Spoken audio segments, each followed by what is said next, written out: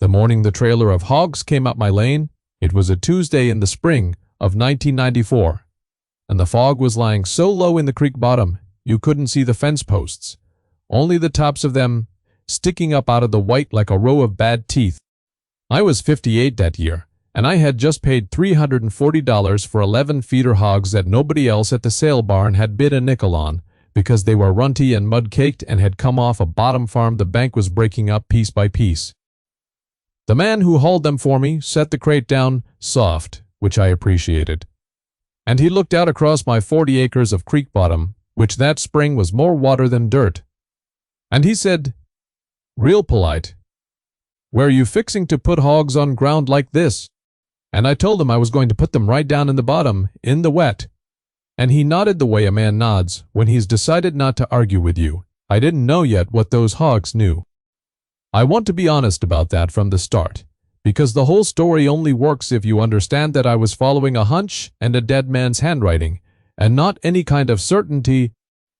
The bottom 18 acres of my place had been called Creek Bottom Mud for as long as anybody could remember, and folks meant it the way you'd say it about a person you'd given up on. It flooded every spring, held water into July some years, grew cattails and foxtail where a decent field ought to grow corn, and had drowned out more good intentions than any patch of ground in the township. My grandfather bought it cheap in 1931 because cheap was all there was, and my father farmed around it his whole life, plowing the high 40 and leaving the bottom to the frogs, and when he passed it to me in 1979, he passed the frogs right along with it. So when I bought 11 runty hogs and turned them loose down there, the general feeling among people who wished me well was that I had finally, at 78. No, I misspeak, I was 58. My father was 78 when he died. The general feeling was that I had finally gone soft in the head. The neighbor who told me so first was a fellow with a truck so clean, it looked like it had never touched a gravel road. And he came by the second week and leaned on my fence and watched those hogs rooting in the mud, and he said, "What are you doing with 11 hogs down in that swamp? You'll lose half of them to the wet by August." He wasn't cruel about it.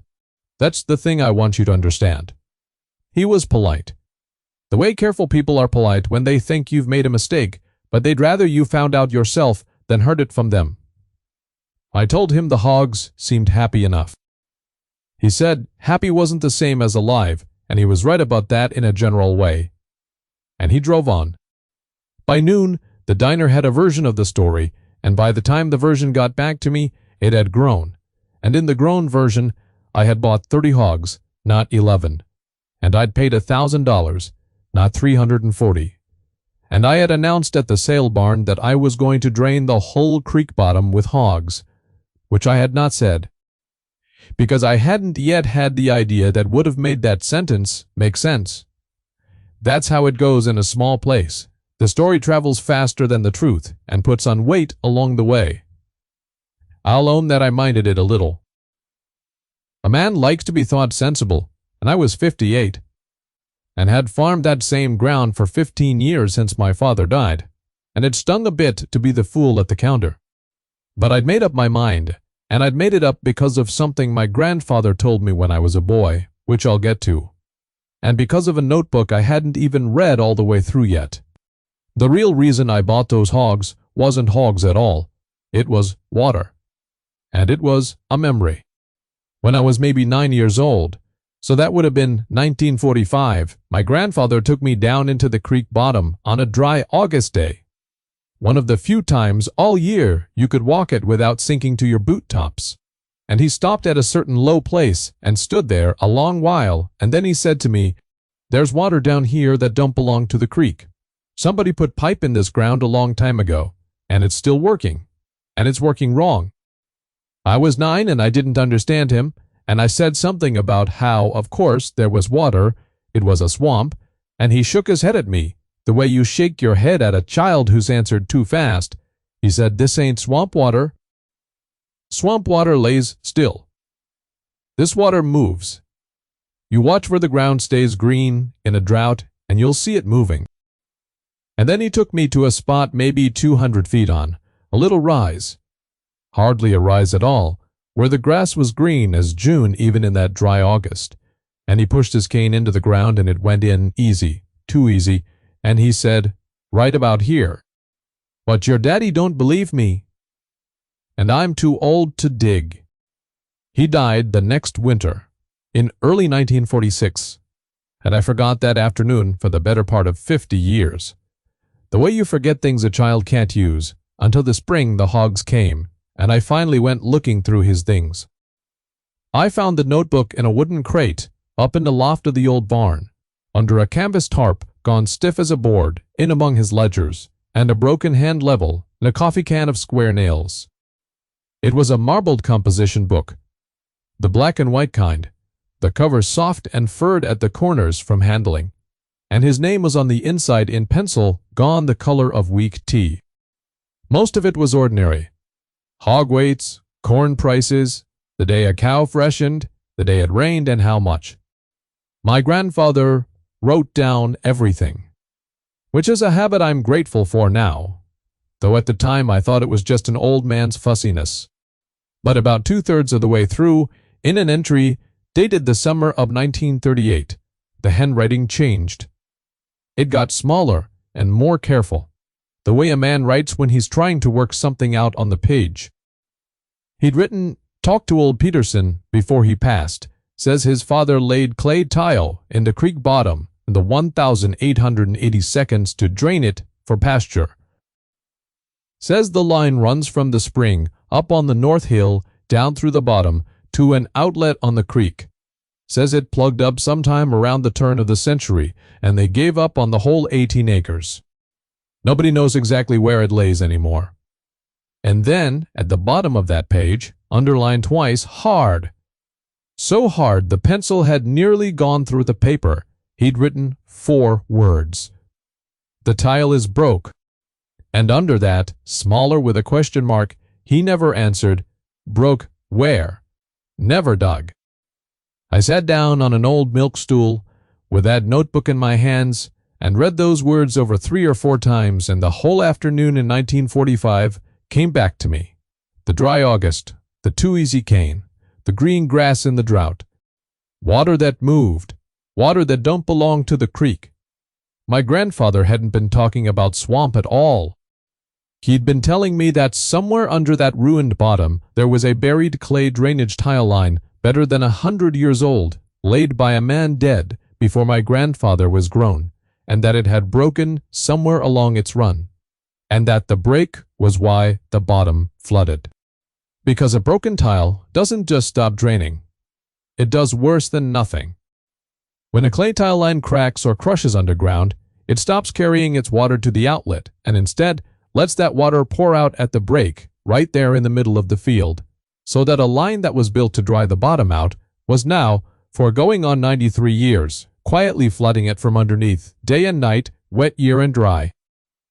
My grandfather had figured that out in 1938 from an old man's deathbed story and his own 2 eyes. And he died before he could dig.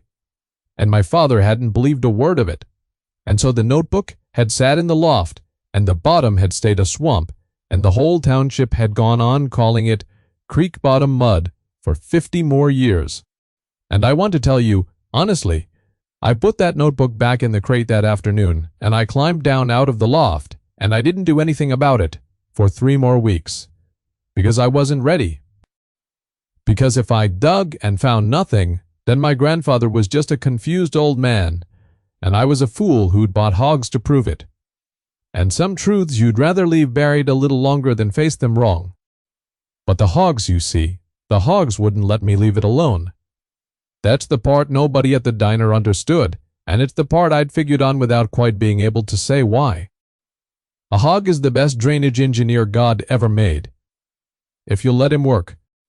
Hogs root, and they root toward water and toward soft ground, and they'll wallow where the earth is wettest, and I had it in my head from something else in that notebook, an aphorism my grandfather had written that I'll never forget, that the ground shows you the answer if you're patient enough to read it. He'd written, "You don't have to know where the water is. You only have to watch what knows before you do."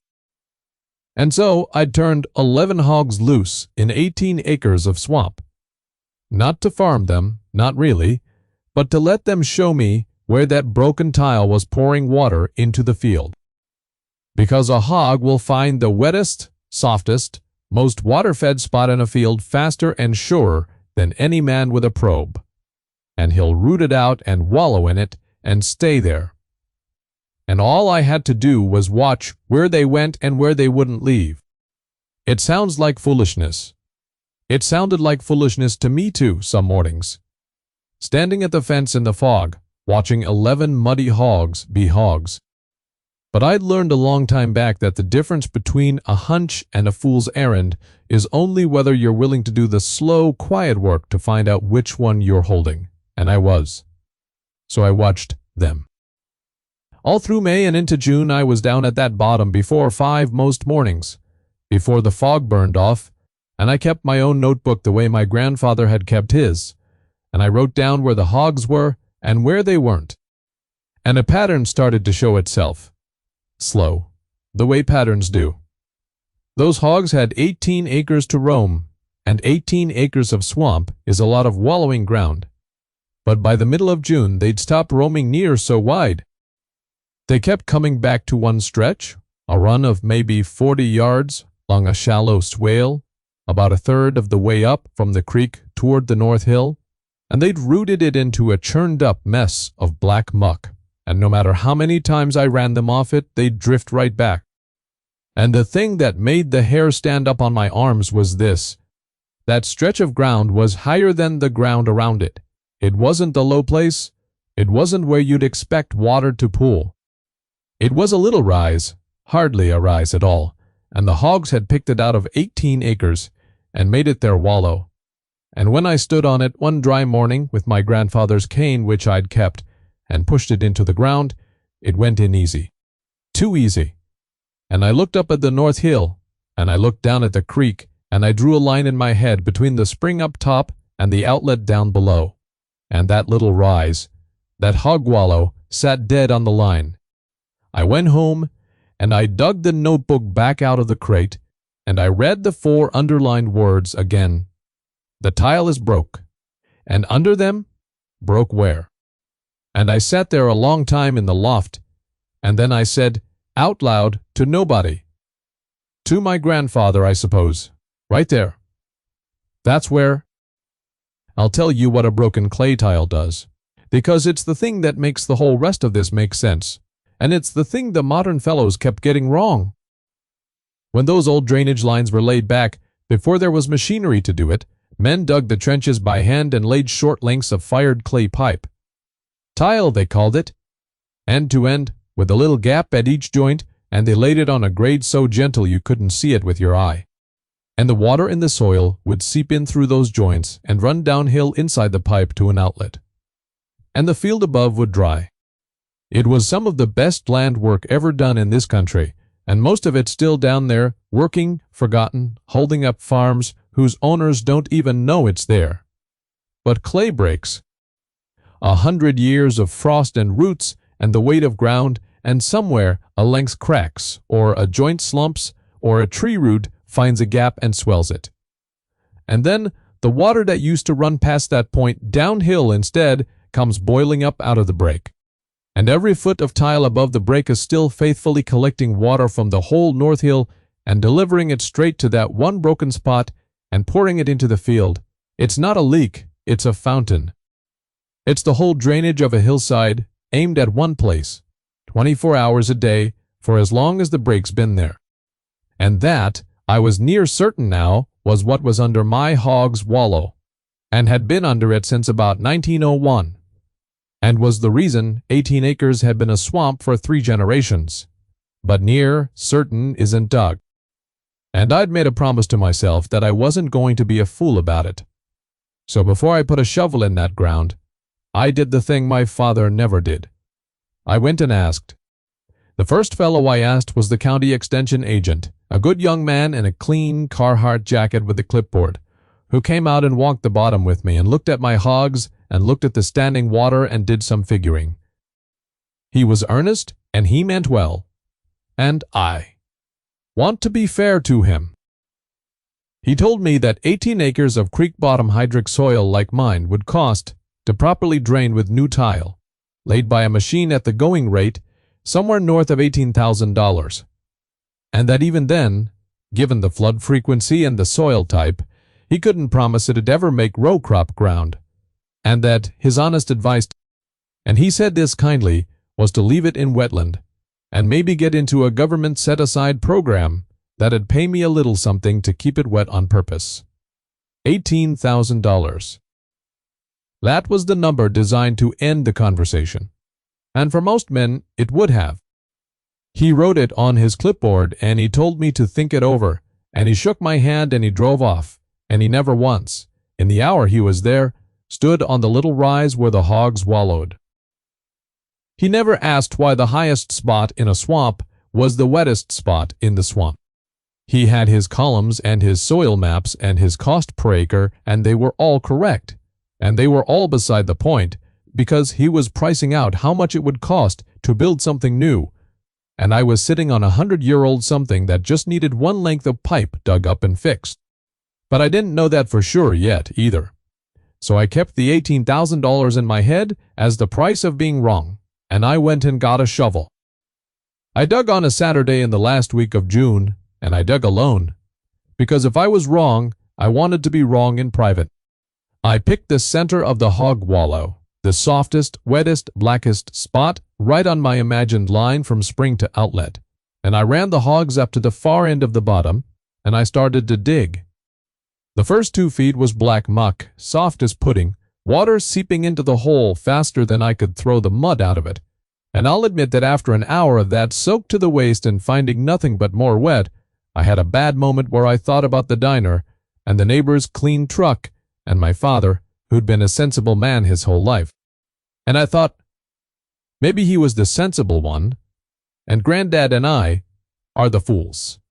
But I kept going, because you can't farm what you've already spent, and I'd already spent the morning, and I went down a 3rd foot, and the shovel struck something that wasn't mud and wasn't rock. It rang. A dull, hard, hollow ring. The sound of iron on fired clay.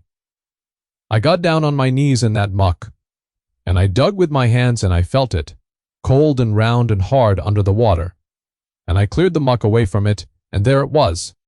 Clay tile, a run of 100-year-old clay drainage pipe, laid by a dead man's dead father, exactly where a 9-year-old boy had been shown it in 1945, and forgot for 50 years. And I cleared it along its length, and I found the break. It was crushed, an 8-inch section caved right in, a tree root the size of my wrist grown through it, and out of that crush the water was welling up steady and strong, more water than you'd credit. Clear, cold, hillside water, pouring up out of the ground and into my swamp, and had been pouring up out of it since a few years before I was born. I sat back in the mud, and I looked at it, and I said the 4 words out loud. The tile is broke. And then I answered the question my grandfather never could. Broke right here. Now, I want to tell you about the man who went quiet, because that's the moment I hold on to, out of the whole thing. I knew I could dig a tile line, but I didn't know the first thing about repairing one, right? Whether you patch it, whether you replace the run, how you set the grade. And I didn't want to fix it wrong and lose the whole line, so I called the oldest drainage man in 3 counties. A fellow near 80, who'd laid and mended tile his whole working life and had mostly retired to sit on his porch, and it took some coaxing to get him to come out at all.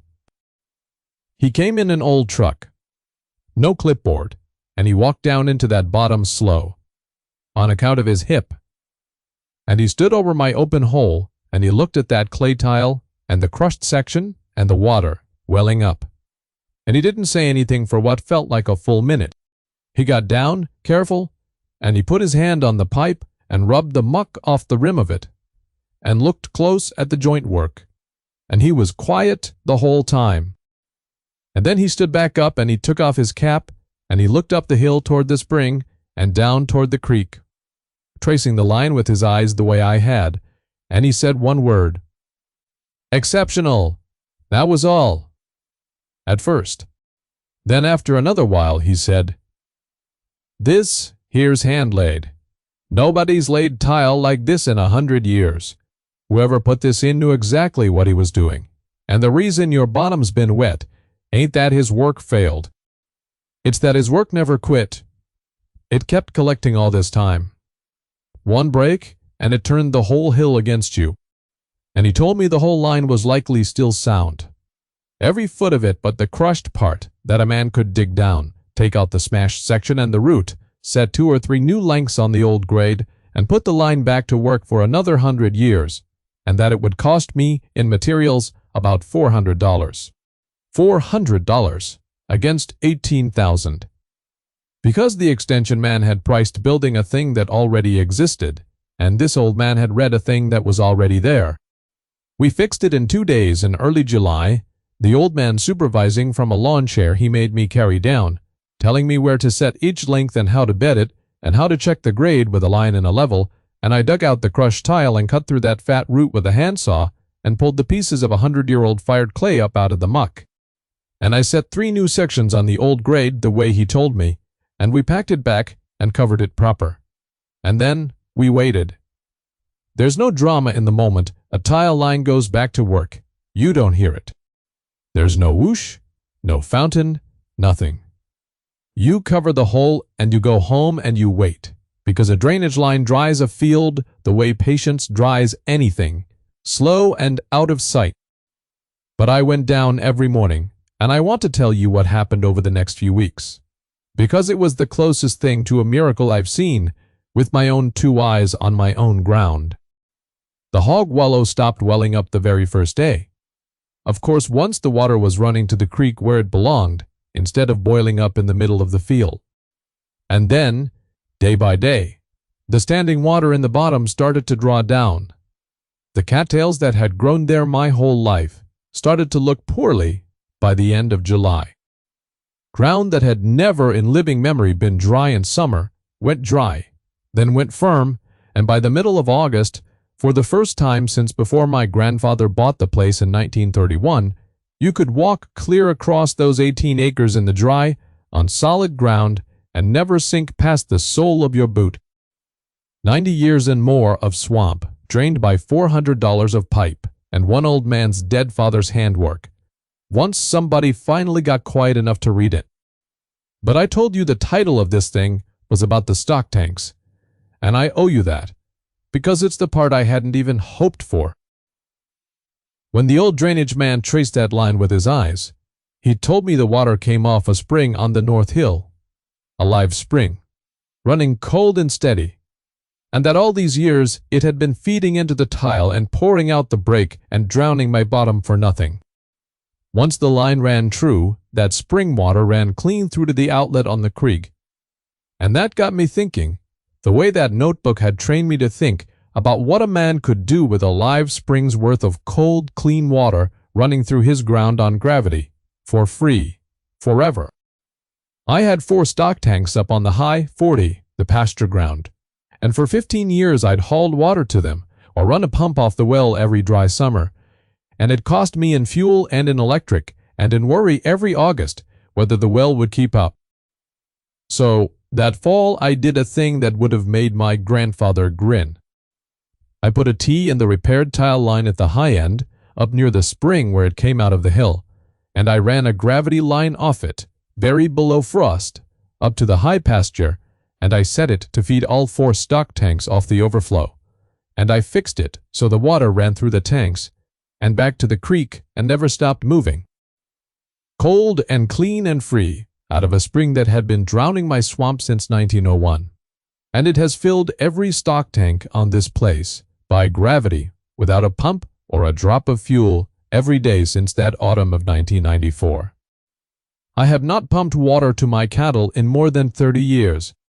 The thing everyone called creek bottom mud turned out to be the best water right on the whole farm, and it had been sitting there the entire time, and the only thing wrong with it was 8 crushed inches of clay and 4 generations of people too, certain to look.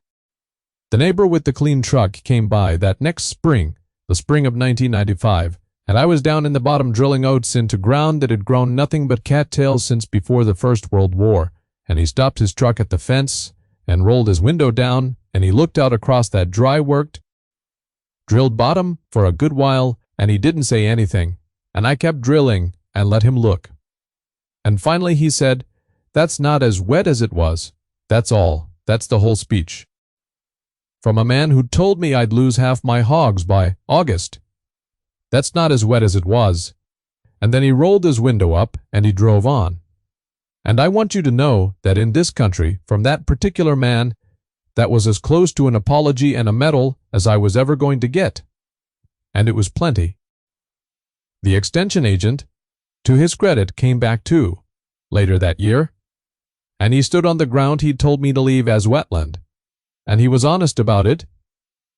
He said, "I priced you a new system. I never thought to ask if there was an old one." And I told him that was the whole lesson right there, and I wasn't smart enough to have learned it on my own. I'd just been lucky enough to be handed a notebook by a man who'd been paying attention in 1938.